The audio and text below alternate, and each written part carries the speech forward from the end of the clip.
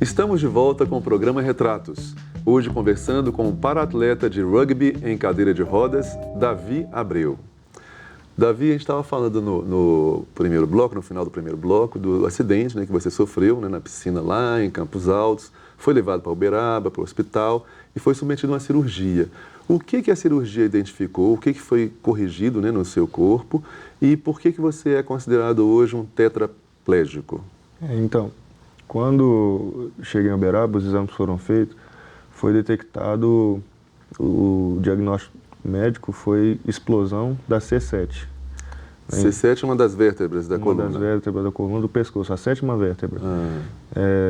Por causa do impacto, ela abriu. Ela não aguentou e quebrou, se eu não me engano, em 7 pedaços. Nossa, então foi uma pancada bem dada. Com o tamanho desse, o peso desse, né? Muita coisa pro pescoço. E então, a operação que foi feita foi a substituição da 7ª vértebra, né? Foi colocada uma vértebra de titânio e uma ligação por uma placa também de titânio entre a 6ª e a 8ª, ou a T1, que já é a vértebra seguinte. Certo. E isso para estabilizar a coluna de novo e eu poder voltar a ter movimento no pescoço. O mais estranho é que a operação da coluna foi feita pela frente, onde tem a cicatriz aqui no pescoço. Um corte, exato. Então acaba que é um pouco diferente. Fiquei muito tempo sem voz, fiquei muito tempo me recuperando. E uma das sequelas, né, foi perder parte do movimento das mãos. Das duas mãos? Das duas mãos. Aqui no caso eu consigo fechar alguns dedos, mas a força ficou bem reduzida, muito reduzida. Né? Não consigo passar uma linha na agulha hoje para mim é uma missão que... Então o tetraplégico é porque os 4 membros foram afetados, é isso? Isso, Os 2 membros superiores, os 2 braços, no caso as 2 mãos e no caso as 2 pernas, os membros inferiores, é isso? Isso, a diferença básica é essa, né? que tem que ter influência nos 4 membros para tornar-se um tetraplégico. Certo. Agora eu queria saber da sua família. Você estava lá em Campos Altos quando aconteceu o acidente, sua família lá em Januária, bem distante de você, né? Como é que foi que a família recebeu a notícia e como é que ela reagiu a isso? Então, na verdade, meus pais eles já tinham se mudado para Belo Horizonte. Não tinha muito tempo, mas eles já estavam aqui em Belo Horizonte, um pouco mais perto. Mas quando a notícia foi dada, foi até assim, depois a gente ri, mas a minha ex-namorada pegou o telefone e falou, o Davi começou a chorar. Tentou falar de novo, começou a chorar. Meu pai e minha mãe falaram, morreu. Não tem outra coisa, não teve jeito. E só que o tio dela pegou o telefone, conseguiu explicar o que tinha acontecido, levaram o telefone e falou, pai, aconteceu o acidente e eu estou nessa situação, estão me levando para Uberaba, mas tá tranquilo, eu estou bem, estou lúcido, tá? Chegar lá e ver o que aconteceu, porque eu fiquei preocupado, porque, pô, os pais, ver o filho acidentado, meu pai tinha um carro na época que era bem potente, vai querer sentar o pé, isso pode causar outro acidente, né, no final. Mas, inclusive, era um dia que eles estavam tentando me ligar para falar que meu irmão do meio tinha passado no vestibular de medicina. Então foram duas notícias bem contrastantes, né? bem esse ano tem sido muito bom, né? Um negócio que ele se formou esse ano, então é um ano que eu também fiquei muito feliz. E no período de reabilitação, né, depois da cirurgia, né, você estava no hospital Sara Kubitschek, não é isso? Aí você foi apresentado ao rugby, não é? E se apaixonou pelo rugby e o rugby acabou transformando a sua vida, né? Dando uma guinada nessa sua vida. Queria saber como foi que você conheceu o rugby e como que ele te ajudou a superar esse trauma pessoal, né? Essa tragédia pessoal. Até eu ir para o hospital de reabilitação, eu basicamente saía do quarto uma vez na semana para almoçar com a família, do quarto. Sim. Era quando estava todo mundo junto e que conseguia me colocar na cadeira para levar até o quarto. No hospital de reabilitação eu ganhei um pouquinho mais de movimento, aprendi mais a lidar com a deficiência, essas coisas. Só que, por obra de Deus, estava acontecendo um campeonato de rugby em cadeira de rodas, que era muito raro, aqui em Contagem. E me convidaram para ir. Falaram, você é elegível para o esporte, se você quiser ir. Cheguei, assisti, achei muito legal e tal. mas quando me sentaram na cadeira, é que eu falei, opa, aqui eu tô em casa. Você gostou? É uma sensação muito boa de devolver os movimentos em todos os ângulos. Você poder ir para frente, para trás, de um lado, para o outro, alcançar uma velocidade que você acaba perdendo, né? A cadeira tem essas limitações, mas a cadeira de rugby devolve isso. E eu acho que foi isso que me encantou. A gente no rugby costuma falar que a bactéria pegou. Aí acabou, cara. Aí você ficou mais animado, isso melhorou a sua reabilitação? Melhorou, eu terminei a reabilitação já bem mais satisfeito, doido para terminar logo, para poder ir começar a treinar com o pessoal, né? E assim foi.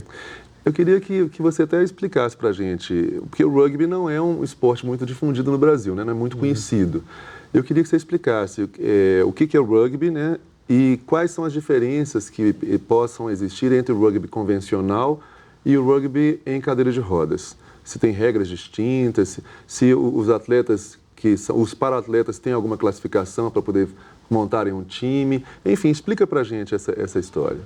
Do rugby convencional, a gente trouxe basicamente o contato físico e o respeito, né, o cavalheirismo do rugby. Mas as diferenças quase que se limitam aí, porque o nosso rugby é jogado em quadra. Quadra como uma quadra de basquete, assim? Traz muito do basquete. As dimensões da quadra são as mesmas do basquete. A diferença é que ao invés de fazer a cesta, a gente tem cones nas linhas de fundo que marcam ali uma distância de 8 metros, que a cada vez que a gente passa lá é contado um gol. Então você tem que invadir essa área do adversário. Invadir a área do com adversário. a bola na mão. Com a bola na mão. Buscando lá atrás é aquele pique-bandeira, né? Você pega a bola, tem que atravessar. É verdade, é verdade. E são quantos jogadores de cada lado? São quatro atletas de cada lado. A diferença do esporte paralímpico que eu acho muito legal, o equilíbrio que dá, é que as classificações funcionais.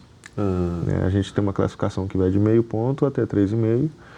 E essas classificações, elas indicam o grau de limitação que os para-atletas têm? É isso? Por exemplo, o meio ponto é o atleta que tem uma limitação maior. E o 3,5 é que tem uma limitação bem menor. E a sua é qual? Eu estou no meio, sou um 2,0. Tá. Estou ali no meio delas. E o legal é que a soma das classificações tem que dar no máximo 8 pontos. Não pode passar disso. Então pode ter 4, por exemplo, como você, 4, né? 2, ou o somatório de outros, de meio, com 1,5, 3, para poder dar sempre 8. Então fica uma coisa mais equilibrada. Fica equilibrado. Não adianta meu técnico querer colocar 4 3,5, porque não tem como. As classificações estouram. Você precisa de um 3,5, que é a classificação mais funcional, mas você vai precisar também de um meio ponto. Então acaba que todo mundo joga, né? Isso garante também uma competitividade, né? Porque senão fica um jogo muito desigual, né? Uma coisa que eu não falei legal é que o rugby é misto. As mulheres praticam junto com a gente. Olha que interessante. E inclusive dão uma vantagem, porque essa somatória de 8 pontos, ela passa a ser 8,5. Então, no Brasil tem poucas mulheres, mas países lá fora utilizam bastante isso.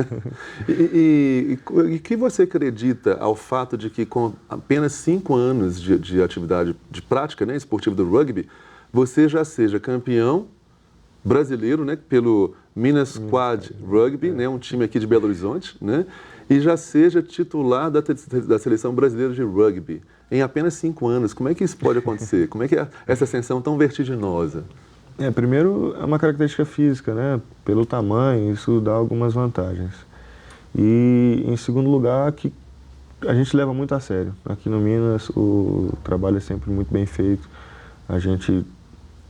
Acho que somos a única equipe que treina os 5 dias da semana, tem mais musculação, né? Então a gente tem a parte de reabilitação de quem chega para ensinar, mas a gente tem o alto rendimento também que pega pesado. E a sua vida então de para-atleta, né, deve ser bastante conturbada, né, assim, no sentido de que você tem uma atividade grande, né, tem muito treinamento. Como é que é o dia a dia? de um paratleta assim, já no topo como você? Ou eu estou descansando para treinar, ou estou cansado de treinar. Então a cama é uma parceira constante. A cama é uma parceira constante, né? Porque desde a segunda-feira de manhã, quando começa a musculação, até a sexta-feira à noite, que é o último treino, todos os treinamentos levam a gente no limite do cansaço. Então tem que ter um investimento muito grande, né? Bem grande. Uma dedicação muito grande também. É exclusividade. Eu, ultimamente, perco férias com a família, né, encontros, essas coisas. Isso aí eu tive que abrir mão em prol de conseguir estar bem. E o rugby, assim, estou falando de uma maneira leiga, me parece que ele tem, você mesmo falou que é um esporte de muito contato, né? Então, não é perigoso, assim, para os para-atletas esse contato tão forte, assim, essas trombadas, né, digamos assim, não? Como é que é isso? Como é que é a segurança para vocês no esporte? Não, é muito seguro. A quantidade de acidente é muito pequena mesmo. Mesmo quando a gente cai com a cadeira, porque o que leva um risco a gente são faltas, né? Então, você pode bater, mas existe um limite ali de aonde essa pancada pode ser, né? Se o árbitro vê que foi uma coisa desleal, as punições do rugby é bem mais severa. Não tem cartão amarelo, você vai logo ou você sai do jogo por um tempo, ou você é expulso mesmo, né? Então, isso acaba por comprovar o que você tinha dito antes, que tem uma aura de cavalheirismo, né, na prática desse esporte, né? Embora ele possa ter o contato, mas tem um respeito, né? Aquela questão do futebol, por exemplo, de você fazer a falta para matar a jogada, a gente não faz isso. Entrega o gol. É melhor buscar fazer um ataque e na próxima defesa tentar de novo do que tentar correr esse risco de colocar o companheiro em risco. São mais respeitosos. Um pouco mais. Eu vou interromper mais uma vez a nossa conversa para um intervalo, mas não saia daí que tem muitas coisas ainda para a gente poder conhecer sobre o Davi e sobre o rugby também. Então, a gente volta já já.